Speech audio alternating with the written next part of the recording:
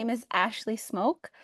I come from Alderville First Nations in Roseneath, Ontario, and I have a 7-year-old who has autism, and I'm currently pregnant now with my second child.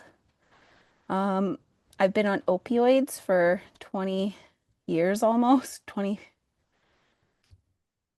years actually. And I do a lot of work in community with people who use drugs and advocacy, and um, I really try to make it my mission to improve the lives and health and well-being of Indigenous people, particularly women who use opioids, especially those who engage with the carceral system. So I started taking opioids when I was younger. My aunt used opioids for chronic pain and different surgeries and whatnot. I realized that like I was experiencing trauma like through my childhood and through my adolescence. And so I think at the time that I was seeing her high all the time, I was wanting an outlet and wanting to escape. And I think it was easy to just, take the pills while she was high and was sleeping. And so I started with using like T3s and Percocets. Um, and then I got in a car accident and was prescribed 90 Percocets, and the doctor didn't actually try to find out like if I needed an X-ray or if I was broken anywhere. Like the doctor basically was like, here's a script, get out of my ER. So I got a script for 90 perks and they were done in like 2 days, and I was still in severe pain and I couldn't move, I couldn't walk. I was stuck on my floor in agony. And so my stepdad had oxys, tens, and I took those, and then tens weren't enough and I was seeking them on the streets, and I would get 20s and then that wasn't enough. And so eventually I was taking a lot of oxys every day. And at the same time, I was noticing that I was experiencing withdrawal when I didn't have them. So I was really sick when I didn't have them. In fact, there was times where I thought I couldn't breathe and stuff. Like I thought like I was having a seizure or like a heart attack or something of the um because of the opiates, the withdrawal. And so I went on methadone, or I seeked out like different treatments and stuff, and methadone seemed like the one that was the best solution. So I went on methadone, but at the same time, they changed the formulation of oxys, so you couldn't inject them anymore. So while I was trying to get off of oxys and just onto methadone, that happened. So I went through even more withdrawal and ended up on heroin, because that's all there really was. And anytime I relapsed, it was on heroin. Um, yeah. And then I stopped using. I was successful with methadone. I was sober for 6 years. I was in school, finished school. I was in my career. I just had my child, and there was no support for me. Um, there was nothing, and I couldn't sleep at night, and I was like really mentally unwell. So to get sleep, I started using opiates, and the only thing that I had access to at that time was fentanyl because that's all that was in the supply.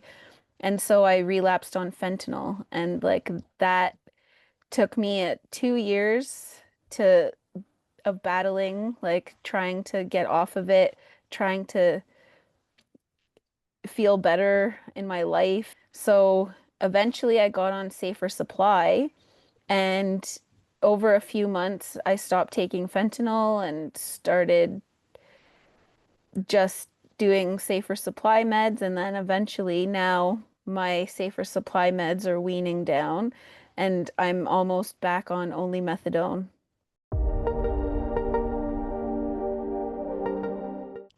Being on methadone, when I was going to the gynecologist and everything, there was no preparation to tell me what was going to happen, like with my child and how that would look and the stay afterwards in the hospital and if he would be in the NICU and all these things. And it took me getting admitted for my own personal health crisis while I was pregnant and being told to see a social worker and like asking the questions like, what does it look like when your kid, like, what if my kid has to wean off of opiates? Like, what process is that? Like, so eventually I had a meeting with the developmental team in the NICU, and they explained to me all like that it could be 2 months of a stay inside the hospital with your baby, and the baby could be like needing like morphine to wean off of opiates, and like there were like these procedures and policies in place that nobody explained to me the whole time I was pregnant until I was about to give birth. And that was one of my biggest issues was that like there was no consideration for the fact that I was on methadone. After I gave birth, it took them like 2 days to while I was admitted to actually get my prescription in order, processed and dispensed and brought to me. And I split my dose because I was pregnant and like sick all the time. So they didn't split my dose. They made me take the whole thing all at once while I was in the hospital. And then I would have to go to breastfeed my baby in the NICU. And because my baby's gone out of me, it was actually like really strong, the dose that I was on before, like pre-birth. And then postpartum, I was like really tired all the time. My dose was too high, but I didn't have the time or the ability to like go see my doctor to adjust it because I was stuck in the hospital the whole time. So there was no like consideration about that. Like, and instead, the nurses would tell me that I was too tired to hold my child and to breastfeed my child and would send me back to my room if I looked a little bit tired or like, I guess you would call it high or like naughty. And I was exhausted and I was up every 2 hours, like, and on methadone and like my body was changing. So they didn't care about any of that. It was like literally all about the baby. And in fact, for my child in the hospital, I feel like they they were stigmatizing me and they were like over over assessing him for withdrawal and where he probably could have got through without the morphine if he would have had like formula or been eating better or been able to eat better. Um, he would have been probably needing either less morphine or not no morphine at all. He might have not even ended up in the NICU at all. And it was but one nurse who was very concerned one morning and a different doctor was on, and that's all it took for them to change the whole plan. And so that was distressing for me because that meant that I was now in the hospital for 2 months and it impacted my relationship in the fact that like my partner works, so he couldn't be with me in the hospital for 2 months. And so like things happened in our relationship and we broke up for a while and there there was a lot of turmoil in like that sense. Um yeah, and then and then also I had an anesthesiologist while I was in labor refuse to give me an epidural for about like an hour because she had questions for me about my substance use and they weren't relevant to being on methadone or the time period of my life, really. So I questioned her knowledge about like understanding that methadone is for opiates and not stimulants. And she was really offended that I would question her knowledge and question her authority and was refusing to give me an epidural. And the nurses looked like they were going to cry. Like it was a whole big thing. And then eventually I got the epidural, but they screwed it up and had to do it twice. And like it was more traumatic. And all of these things happened. And nobody said anything. Nobody helped me advocate for myself. Nobody brought it to the attention of any superiors. Also, on top of it, my stay in the hospital for those 2 months was like I had to listen to nurses talk trash about people who use drugs, people who need support. They were laughing at people for calling CAS on them after calling CAS on me. I had to witness parents who wouldn't hold or look at their kids, just come and go as they please every couple weeks, and Mhm. CAS wasn't called on them for months.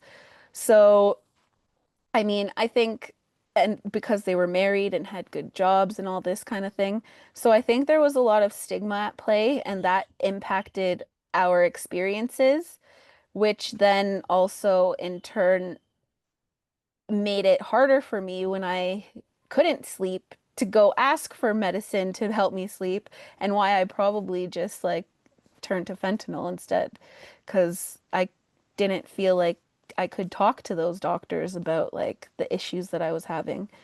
Um, yeah. There was like a dichotomy, like the methadone system was like methadone should be used and you should go up as high as you need to go. And then when I got to the hospital, they were treating me like I was high all the time just because I was on methadone, and they were treating me like I didn't need the method, like if I asked for it because I was in withdrawal, I would get it like 10 hours later because they didn't think Mhm. that it was that important to them. I feel like that was a weird thing for me to experience where the clinics were not stigmatizing at all, and then as soon as I got to the hospital, I was expecting like the medical professionals to be the same way and understanding, and they were completely judgmental. And it wasn't until I got to the NICU where the nurses actually sat with me and talked to me and got to know me and taught me things about being a parent, where before the other uh places I was, or the other units I was in, they didn't try to teach me how to like bathe the baby. They didn't teach me how to feed the baby properly. Like there were all these things that they just like assumed that, like they didn't ask about if I needed help breastfeeding because they just assumed I was gonna bottle feed at one point. Um, like someone who uses drugs doesn't have the capability or like the wherewithal to want to breastfeed, it felt like. So I felt really stigmatized in the hospital giving birth in labor, more so than like even at the gynecologist office. They were really supportive and like happy that I was on methadone and not like on drugs, and like making things harder for myself. But they were like supporting me through my journey. And then when I went to the hospital that they all worked at, it was a completely different situation. So they knew I was Indigenous and would kind of target, I wouldn't say target, but I felt targeted because of that. Um, yeah, there was only one doctor who I voiced my opinions to who actually did something and reprimanded the staff and told the superiors and like offered an apology. And so so yeah, I think they did a lot of things in the hospital that didn't feel like it would happen necessarily to people who didn't use Mhm. drugs. One night I broke up with my boyfriend. I went to sleep. I woke up the next morning and my son had got into something, and I don't even know what because all of the paperwork has said different things. But basically he ingested opioids and he was only like 2. Mhm. So he had a seizure and he overdosed, and they didn't naloxone him right away, even though like I'm like the circumstances, like I probably would have with my harm reduction hat. He drove to the entire hospital without naloxone. Finally, they got there and tested him, then naloxoned him. So he had he had like a spot on his brain, and then he was also being diagnosed with autism at the time. So afterwards, they didn't let me go into the hospital and see him. They arrested me as soon as I showed up to like see how he was. Yeah. And they they took him from me. They sent him to live with my dad, and I had to fight for him for the next like 4 years. While I was also trying to fight a legal battle where I was looking at 14 years in jail. So I experienced all that, and there was no help. There was no, like, CAS is there to support us, but really they were making more and more barriers for me, trying to get me to change my from methadone to Sublocade or Suboxone. Like, they were also trying to get me to get off of Safer Supply and then go only on to methadone at a different agency. So, like, so many different agencies wanted me to do different things with my medical treatments. And eventually I had to be like, no, like, you are not in charge of my health care. And then Yeah. I was able to educate them on these things. And eventually they gave my son back. But some people still don't have their kids back. And I was just lucky enough that I have a house, that I have support, that I have a job, and that I have enough influential like bosses and stuff who would write letters for me and support me in my custody battle and my criminal battle. So by my partner, by society, by like a lot of different mechanisms. So I went to this Indigenous counselor, and like she really got me thinking about like how colonization has impacted my ancestors and how that has impacted me. And I look at my ancestral lines, and it's like we have the same stories. Like I have a fourth great grandfather who was a hereditary chief, became an alcoholic, stopped drinking, got sober, became this like public speaker, was like meeting the queen and working with the government to like change things, but really it went backwards. But they thought they were doing good. And I think like that I didn't know that history until I was pregnant because I didn't look for it. And so like being pregnant helped me like try to help me like think about like how my childhood and family's journeys have impacted me, my life, and my kid, how it will impact my kid's life. So I think through trying to figure all that out, I learned so much about myself. That's why I broke up with my partner for that bit and like while we were in turmoil, because I started becoming strong again. I started seeing like my worth. I started seeing what I needed to do for myself to be a better parent, a better like head of the family, a better like how I needed Yeah. to just like grow in myself. I didn't have an identity before. I didn't know who I was. I didn't know where I came from, and I started learning all of that kind of stuff. And I think that's become my strength, is learning the gifts of my ancestors and how they've been passed down to me in weird ways, like, and just like the spirituality of things. Honestly, a year and a half ago, I was perimenopausal. I had like a ceremony with these midwives for work, and it was a water ceremony. The next month, I had my period, and a year later, I was pregnant. There's like also very intrinsic health benefits that and like positive outcomes that could happen from accessing ceremony for us. So we really need like the knowledge, like for example, we need like midwives and like the elders and the cookums to Mhm. come teach us about like what how parenting should look like in our communities, what it used to look like, the history and like the teachings and the ceremonies and that kind of thing. Like I don't know all the ceremonies to do, and it's a shame because I wish I could like bring my child into a life where they start it in ceremony. I really think that we need, like as an Indigenous person, I need more midwives and ceremonial supports and that kind of thing cultural supports for pregnant women because